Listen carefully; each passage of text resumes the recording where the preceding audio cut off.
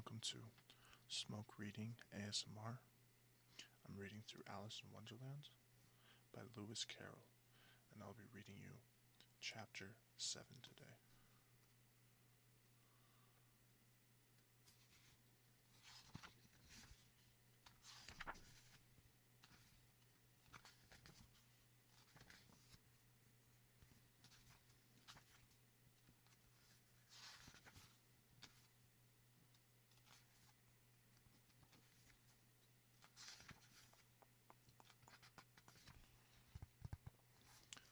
This chapter is called A Mad Tea Party.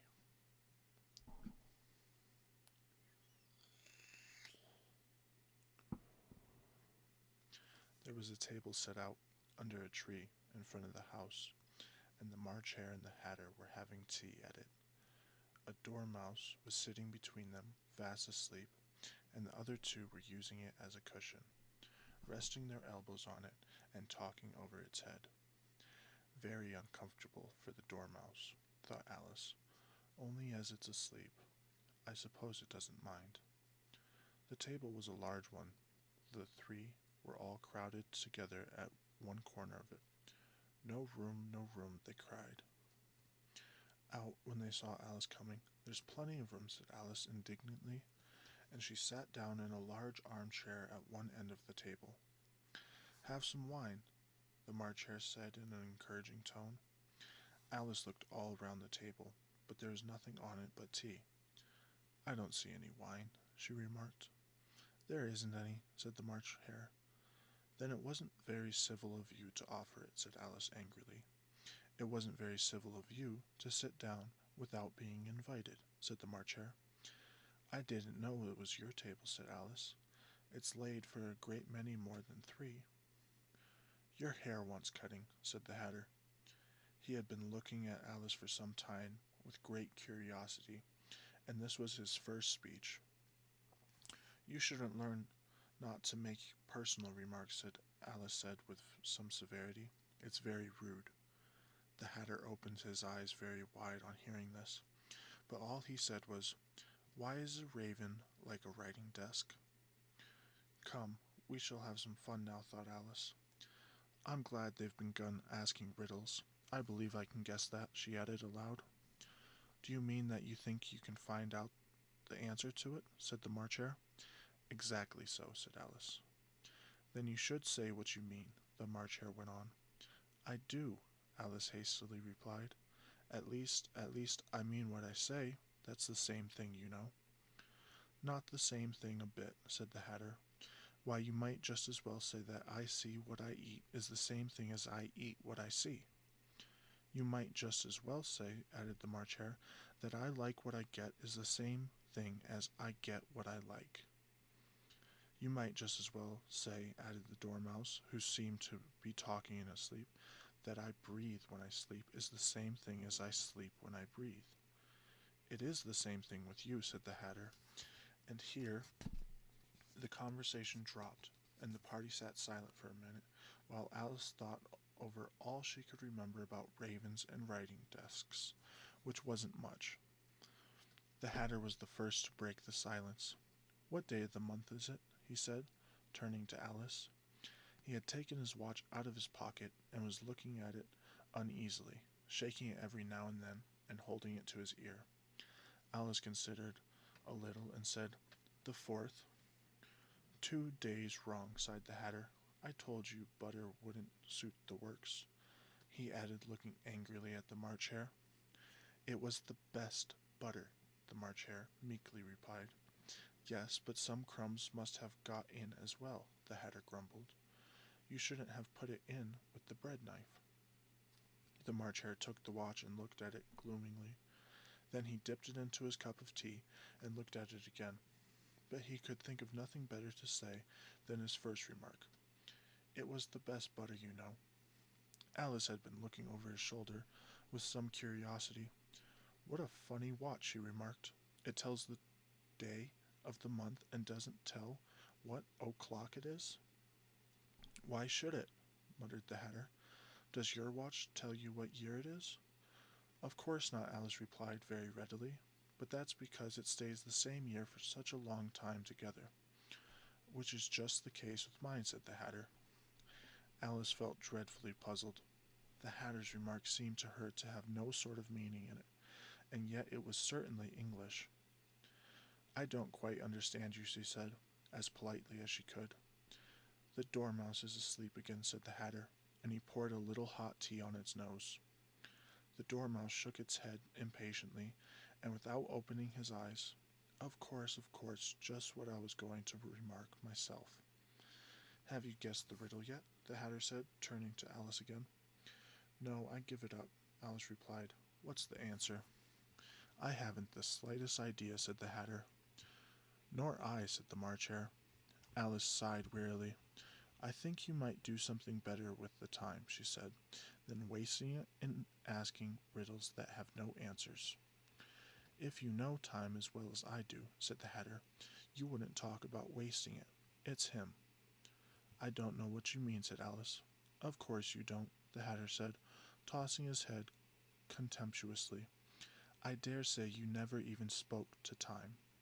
Perhaps not, Alice cautiously replied, but I know I have to beat time when I learn music. Ah, that accounts for it, said the Hatter. He won't stand beating. Now, if you only kept on good terms with him, he'd do almost anything you liked with the clock. For instance, suppose it were 9 o'clock in the morning, just time to begin lessons. You'd only have to whisper a hint to time, and round goes the clock in a twinkling. 1:30, time for dinner. I only wish it was, the March Hare said to itself in a whisper. That would be grand, certainly, Alice thoughtfully. But then I shouldn't be hungry for it, you know. Not at first, perhaps, but you could keep it to 1:30 as long as you liked. Is that the way you manage? Alice asked. The Hatter shook his head mournfully. Not I, he replied. We quarreled last March just before he went mad, you know, pointing with his teaspoon at the March Hare. It was at the great concert given by the Queen of Hearts, and I had to sing, Twinkle, twinkle, little bat, how I wonder what you're at. You know the song, perhaps? I've heard something like it, said Alice. It goes on, you know, the Hatter continued in this way. Up above the world you fly, like a tea tray in the sky. Itself and began singing in its sleep. Twinkle, twinkle, twinkle, twinkle, and went on so long that they had to pinch it to make it stop. Well, I'd hardly finished the first verse, said the Hatter, when the Queen bawled out, He's murdering the time. Off with his head. How dreadfully savage, exclaimed Alice. And ever since that, the Hatter went on, in a mournful tone, he won't do a thing I ask. It's always 6 o'clock now. A bright idea came into Alice's head. Is that the reason so many tea things are put out here? She asked. Yes, that's it, said the Hatter with a sigh. It's always tea time, and we've no time to wash the things between whiles. Then you keep moving round, I suppose, said Alice. Exactly so, said the Hatter, as the things get used up. But when you come to the beginning again, Alice ventured to ask. Suppose we change the subject, the March Hare interrupted, yawning. I'm getting tired of this. I vote the young lady tells us a story. I'm afraid I don't know one, said Alice, rather alarmed at the proposal. Then the Dormouse shall. They both cried, Wake up, Dormouse, and they pinched it on both sides at once. The Dormouse, slowly, opened his eyes. I wasn't asleep, he said, in a hoarse, feeble voice. I heard every word you fellows were saying. Tell us a story, said the March Hare. Yes, please do, pleaded Alice. And be quick about it, added the Hatter, or you'll be asleep again before it's done. Once upon a time, there were 3 little sisters, the Dormouse began in a great hurry, and their names were Elsie, Lacie, and Tilly, and they lived at the bottom of a well. What did they live on? Said Alice, who always took a great interest in questions of eating and drinking. They lived on a treacle, said the Dormouse after thinking a minute or two. They couldn't have done that, you know, Alice gently remarked. They'd have been ill. So they were, said the Dormouse, very ill. Alice tried a little to fancy to herself what such an extraordinary way of living would be like, but it puzzled her too much. So she went on, but why did they live at the bottom of a well? Take some more tea, the March Elf said to Alice, very earnestly. I've had nothing yet, Alice replied in an offended tone, so I can't take more. You mean you can't take less, said the Hatter. It's very easy to take more than nothing. Nobody asked your opinion, said Alice. Who's making personal remarks now? The Hatter asked triumphantly. Alice did not quite know what to say to this, so she helped herself to some tea and bread and butter and then turned to the Dormouse and repeated her question. Why did they live at the bottom of a well? The Dormouse again took a minute or two to think about it and then said, It was a treacle well. There's no such thing.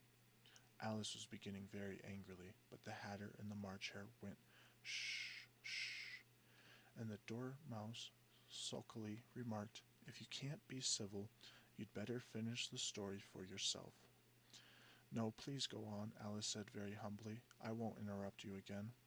I dare say there may be one. One indeed, said the Dormouse indignantly. However, he consented to go on. And so these three sisters, they were learning to draw, you know. What did they draw? Said Alice, quite forgetting her promise not to interrupt. Treacle, said the Dormouse, without considering at all this time. I want a clean cup, interrupted the Hatter. Let's all move one place on. He moved on as he spoke, and the Dormouse followed him. The March Hare moved into the Dormouse's place, and Alice rather unwillingly took the place of the March Hare. The Hatter was the only one who got any advantage from the change, and Alice was a good deal worse off than before, as the March Hare had just upset the milk jug into his plate.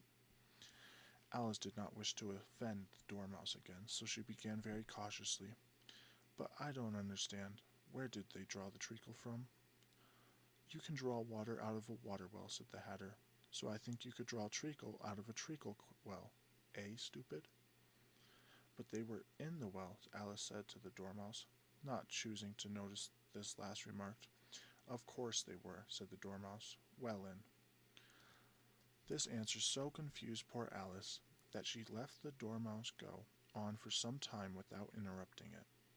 They were learning to draw, the Dormouse went on, yawning and rubbing its eyes, for it was getting very sleepy, and they drew all manner of things, everything that begins with an M. Why with an M, said Alice. Why not, said the March Hare. Alice was silent. The Dormouse had closed its eyes by this time, and was going off into a doze, but on being pinched by the Hatter it woke up, again with a little shriek, and went on. That begins with an M, such as mouse traps, and the moon, and memory, and muchness. You know you say things are much of a muchness. Did you ever see such a thing as a drawing of a muchness? Really, now you ask me, said Alice, very confused. I don't think. Then you shouldn't talk, said the Hatter. This piece of rudeness was more than Alice could bear. She got up in a great disgust and walked off. The Dormouse fell asleep instantly, and neither of the others took the least notice of her going, though she looked back once or twice, half hoping that they would call after her. The last time she saw them, they were trying to put the Dormouse into the teapot. At any rate, I'll never go there again, said Alice, as she picked her way through the wood. It's the stupidest tea party I was ever at in all my life. Just as she said this, she noticed that out of the trees had a door leading right into it. That's very curious, she thought, but everything's curious today. I think I may as well go in at once. And in she went. Once more she found herself in a long hall, and close to the little glass table. Now I'll manage better this time, she said to herself, and began by tucking the key and unlocking the door that led into the garden. Then she set to work nibbling at the mushroom. She had kept a piece of it in her pocket, till she was about a foot high. Then she walked down the little passage. Then she found herself at last in a beautiful garden among the bright flower beds and the cool fountains. And that is the end of chapter 7.